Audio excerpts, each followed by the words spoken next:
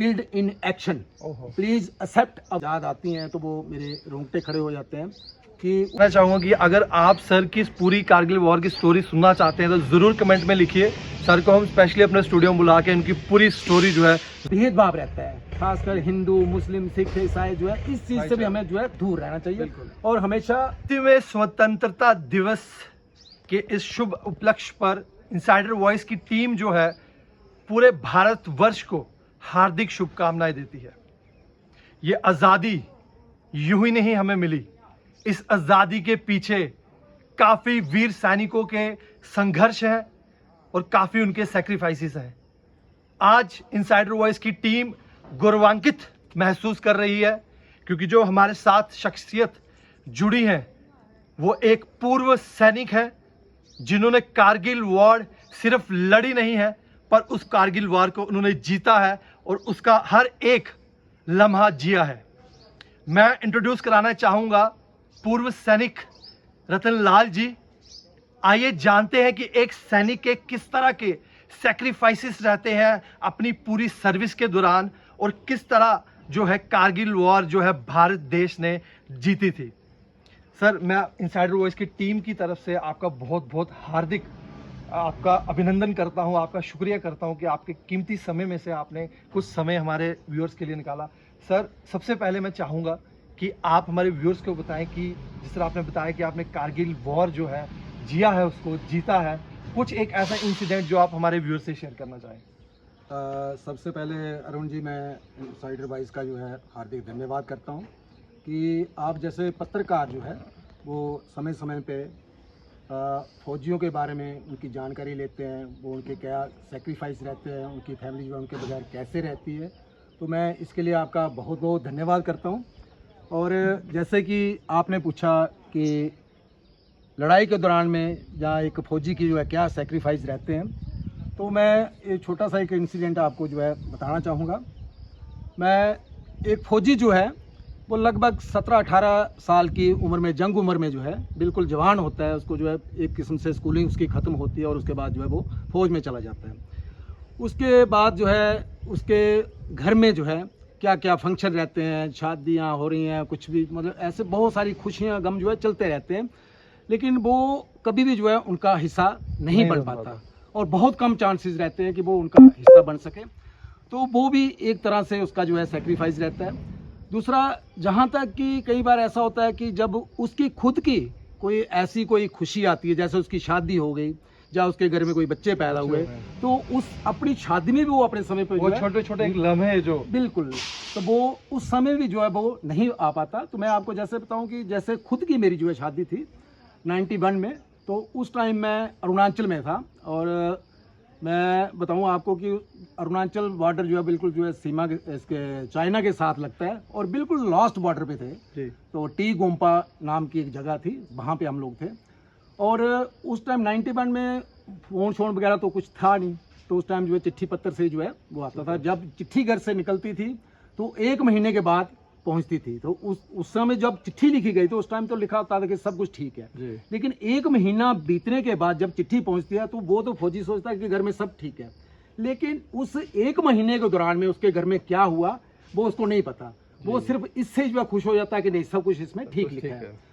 और मैं जब मेरी शादी की जो है उस पर बात लिखी गई, मई की बात थी, तो उन्होंने मेरे को लिखा कि ये आपकी शादी जो है वो 8 जून को जो है वो फिक्स की गई है और मेरे को चिट्ठी मिल रही है 1 जून को जी। तो सिर्फ जो है 8 दिन जो है दिन का समय आपके पास, 8 दिन का समय था और जबकि उधर से आना, कांडबाई में आना, इतना लंबा रास्ता और शादी से मैं ठीक जो है 4 दिन पहले अपने घर में पहुंचा और मुझे नहीं पता कि घर वालों ने कैसे तैयारियां की, जो उसकी जो मन की जो इच्छाएं, उनका कहना है कि एक बहुत जिंदगी के जो अहम लम्हे जो है एक सैनिक देश के लिए सेक्रीफाइस करता है। सर, कारगिल वॉर का कोई इंसिडेंट आप शेयर करना है? तो मैं कारगिल की बात बताऊं आपको कि कारगिल वार जो है जो 99 में जो है हुई इंडिया और पाकिस्तान के बीच में, तो उस टाइम मैं छुट्टी पे था और छुट्टी काट के जो है वापस जा रहा था, तो मेरी जो उस टाइम जो यूनिट जो है वो दिल्ली में थी और उस टाइम मुझे जो है उधर से माफ़ कीजिए, दिल्ली में नहीं, हम लोग जो है कार इधर थे, लेह में थे जी। और उस टाइम क्या होता था कि चंडीगढ़ से जो है बाई एयर जाना पड़ता था। तो मैं इधर से जैसे ही जो है चंडीगढ़ पहुंचा, तो चंडीगढ़ पहुंचने के बाद जो उन्होंने बोला कि नहीं, इधर से जो है फ़्लाइट वगैरह भी नहीं जा रही है, तो एक ट्रांजिट कैंप जो है वहाँ से मूव हो रहा था लेह के लिए। तो वो उस ट्रांजिट कैंप के साथ जो है मुझे भी जाने का मौका मिला। रास्ते में जैसे ही ट्रांजिट कैंप से मैं अपनी यूनिट की तरफ जा रहा था, तो मेरी यूनिट जो है कारगिल वार के लिए हिस्सा लेने के लिए वहाँ पे जा रहे, और रास्ते में मेरे जो है कंपनी कमांडर थे, तो वो उन्होंने मेरे को देखा, तो उन्होंने जो है अपनी जीप जो है वहाँ पे ही रोक दी और मुझे वहीं से जो है उन्होंने पिक कर लिया। और उन्होंने बोला कि आपके पास तो कोई मतलब साजो सामान तो है ही नहीं लड़ाई का, उस टाइम का मतलब क्लोथिंग नहीं था, जो मतलब इक्विपमेंट चाहिए था वो नहीं था। लेकिन मैंने मतलब ऐसा जज्बा था कि नहीं, हमारे देश की बात है तो इसके लिए चाहे कुछ भी हो, ये सारी चीज़ें जो है अरेंज हो जाएंगी। और मैं वहाँ से ही जो है कारगिल में चला गया, बाहर में चला गया।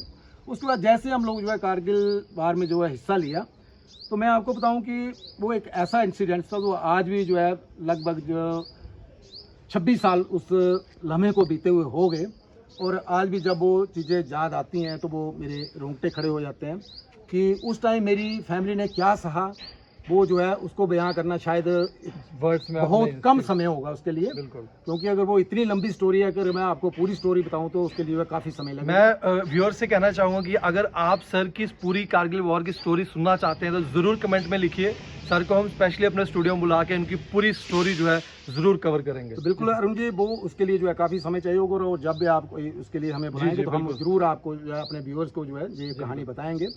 तो बात ये थी कि उस टाइम जब कारगिल बार में गए तो कुछ मिसअंडरस्टैंडिंग की वजह से मेरे घर में मेरी टेलीग्राम आ जाती है कि मेरी वाइफ के नाम की कि your husband number 9088 so okay, rank फलाना फलाना killed in action, please accept our condolence. तो वो कुछ एक मिसअंडरस्टैंडिंग है, वो मैं उन चीज़ों को नहीं बयान करना चाहता, क्योंकि फौज की कुछ ऐसी चीज़ें होती है जो आप शेयर नहीं करना चाहते, प्रोटोकॉल्स को जो है मद्देनजर रखना पड़ता है। तो वो जो है 10 दिन जो है, तो लेकिन उस टाइम जब हम बाहर में थे तो मुझे कोई पता नहीं कि मेरे घर में क्या हो रहा है, क्या नहीं हो रहा है, क्या गया क्या नहीं, क्योंकि ये चीजें सारी फोकस आपका वॉर पे था। हाँ, क्योंकि हम लोग जो है बाहर में थे और जो पीछे बेस वाले जो है वो सारी चीजें वो मैनेज करते हैं, ऑफिस मैनेज करता है कि क्या हो रहा है क्या नहीं हो रहा है। तो कुछ ऐसा एरर आ गया बीच में कि जिसके कारण से ये चीज़ सारी हो गई जी। तो मेरे बच्चे उस टाइम जो है सेपरेट जो अकोमोडेशन था वो उसमें रह रहे थे, और मुझे इस चीज़ का कोई खबर नहीं। जैसे ही जो है सीज़ फायर हुआ, सीज़ फायर होने के बाद जैसे हम लोग जो है बेस कैंप में पहुंचे, तो मेरा एक कुलीग जो है मेरा साथ का जो है दोस्त था, उसने मेरे को बताया कि यार तेरे घर में ना ऐसे ऐसे हो गया, ऐसे ऐसे मैंने टेलीग्राम भेज दिया, लेकिन आप फिक्र मत करो, हमने जो है कैंसिल का भी भेज दिया। तो मैंने उस चीज को कोई वो नहीं लिया, मन में नहीं लिया, कोई बात नहीं यार, ये छोटी मोटी चीजें होती रहती हैं। आप वॉर में थे, बट एक परिवार के लिए उस समय क्या वो मुश्किल का समय रहा होगा जब तक वो कैंसिल का मैसेज जब उन्हें नहीं पहुंचा, क्योंकि एक बहुत बड़ी परिवार का मतलब इस तरह का मैसेज को हैंडल करना काफ़ी एक मुश्किल उस समय समझ होगा। सर 79वां स्वतंत्रता दिवस है, क्या एक मैसेज आप उधमपुर के लिए पहले देना चाहेंगे? मैं यूथ के लिए भी एक मैसेज बोलूँगा, पर उधमपुर वासियों के लिए क्या एक मैसेज रहेगा? क्या कमी है जो इस समय सोसाइटी में है जिससे हमें एकजुट होकर लड़ना चाहिए?